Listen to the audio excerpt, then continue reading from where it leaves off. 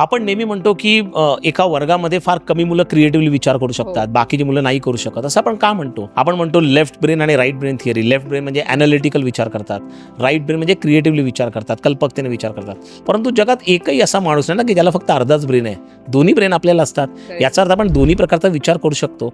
मग मुलं क्रिएटिव्हली का विचार करत नाही क्रिएटिव्ह ब्रेन असून सुद्धा? याचं कारण असं आहे की त्यांच्यामध्ये क्रिएटिव्ह कॉन्फिडन्स, क्रिएटिव्ह आत्मविश्वास नसतो. आणि हा आत्मविश्वास कुठून येतो की एक रिबेलियस माइंड स्टेट, की आपण कन्फॉर्मिस्ट नाही, आपण जगाला गोष्टी चॅलेंज करू शकतो. कारण ज्यावेळी तुम्ही चॅलेंज करता तेव्हाच क्रिएटिव्हिटी येते ना. आपण बोलताना भले म्हणतो की necessity is the mother of invention किंवा गरजच शोधाची जननी आहे.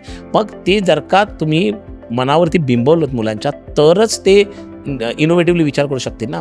म्हणून मुलांना या 4 गोष्टी नक्की सांगा की जर का तुम्ही फेल झालात तर चालेल, जर का तुम्ही प्रश्न विचारलेत तर चालेल, जर का तुमच्याकडे वेगळा पर्स्पेक्टिव्ह असेल गोष्टींना बघण्याचा तर चालेल, जर का तुम्ही दुसऱ्यांपेक्षा वेगळे असाल तर चालेल. या 4 गोष्टींचा कॉन्फिडन्स त्यांच्यामध्ये बिल्ड करा आणि मग बघा ते क्रिएटिव्हली विचार करतात की नाही.